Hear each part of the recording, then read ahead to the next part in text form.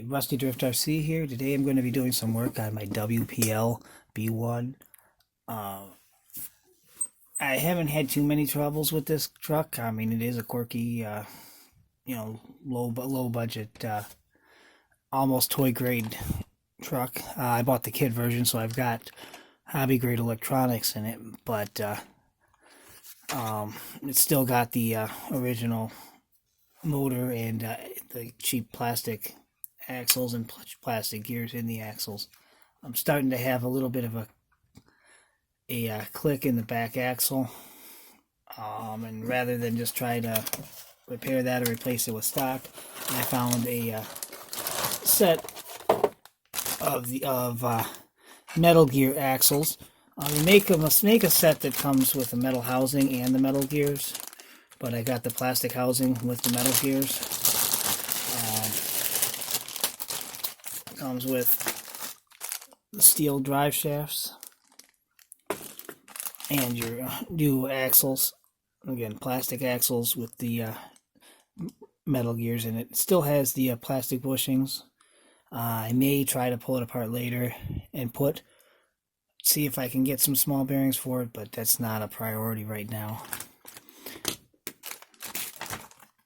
Also, while I was looking, I found a 2-speed transmission.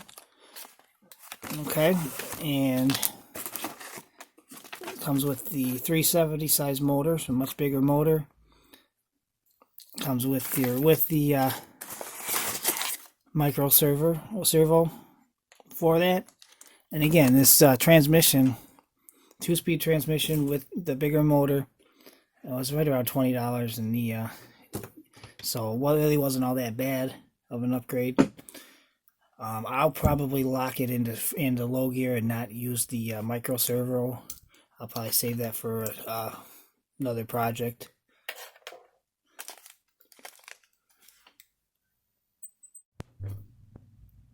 Alright, to get access to everything, I've pulled the cab off. There's only 2 screws holding the cab on, and the battery tray that sits under the hood. Again, only 2 screws holding that on. Now I have access to everything here. I was able to unplug my motor from my ESC here. Now I've got to just drop that transmission out. And again, there's 2 screws on either side, and those also hold the tanks on.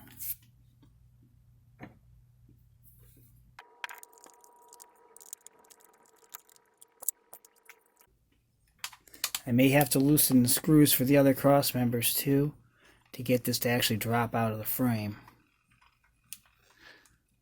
because it's set inside those C channels.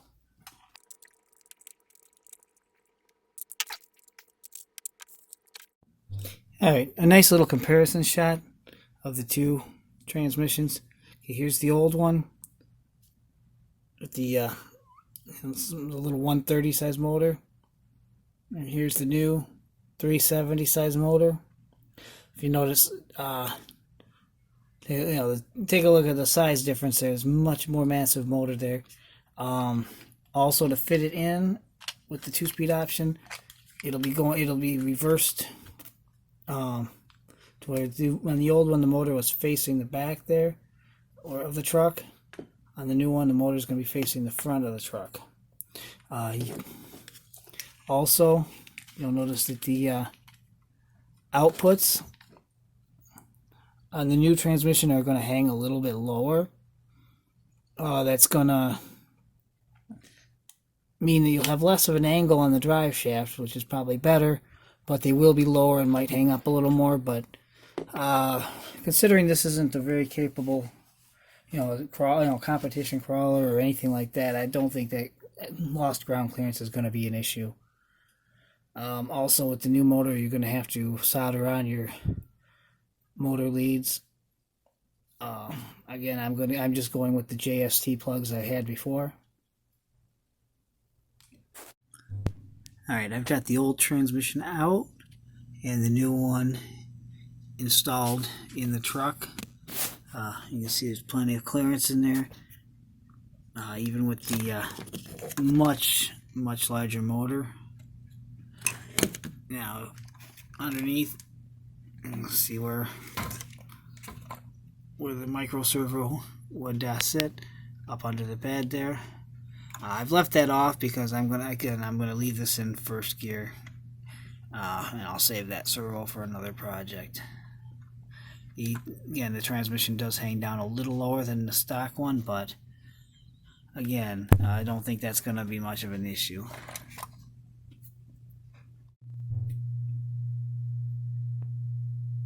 Alright, now I've gone ahead and pulled the tires off here, so I can start doing the axles. The axles are actually really easy to replace here. To get the axles off on the rear, there's only 2 screws really. Right here at the front, on the front leaf spring hanger. You can pull the screws out on both sides. And then that whole axle assembly will slip right out.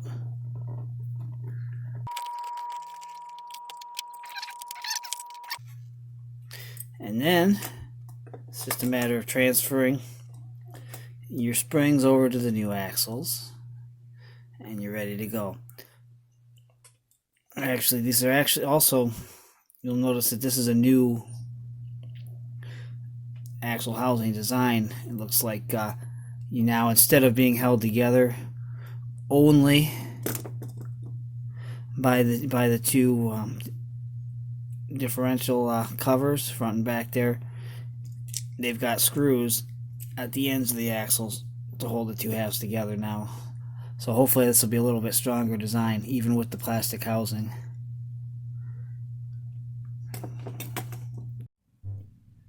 For the front axle, I'm just going to disconnect it. Disconnect the steering linkage from the servo arm. And then just the 2 screws at the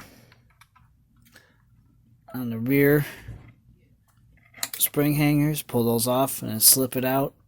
And then I'll just transfer, once I have that off, I can transfer the steering linkage and the springs to the new axle.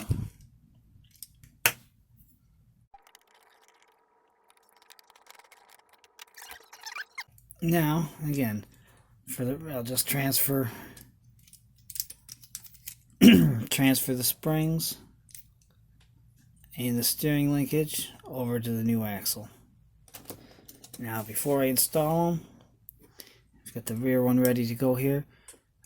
I'm going to install the drive shaft on the axle first, mainly because I'm noticing that you've got some play in here, end play on the pinion shaft, and if you push in on it, it binds pretty bad, but if you pull out, you got nice smooth movement on the gears. What I'm going to do is I'm going to be able to go ahead and pull it up. I've got it off the truck, pull it out, and get that locked in place there to help hold it and keep that apart, or keep the gears properly meshed. Now you could pull the axle apart and shim it also, but I'm going to get the desired effect this way. Alright, now I've gone ahead and reattached both the front and rear axles, hooked the steering back up, and attached the drive shafts. Again, using the steel drive shafts, I went ahead and made sure I used some thread lock on the screws to keep those from backing out. I'm actually pretty happy with the way this looks now. Looks a lot stronger. It should run a little better. And one thing I noticed also is by lowering the output on the transmission with this new transmission, the drive shafts are at a much less of an angle. Now it's just a matter of putting the tires back on and giving it a run. This is actually in high gear. If I want to lock it in low gear, I'll need to add the servo, or remove the spring on the shift shaft to try to lock it into first gear, but I don't think I'm going to use first gear. It's got plenty of torque, even in high gear, with the bigger motor. So I think I'm going to leave it as is, just for simplicity.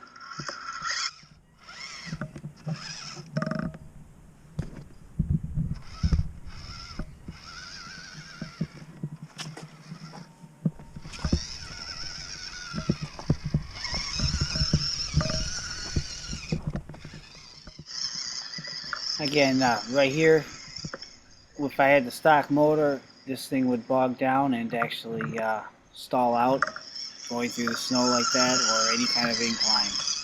So I'm actually quite impressed with that new transmission and motor.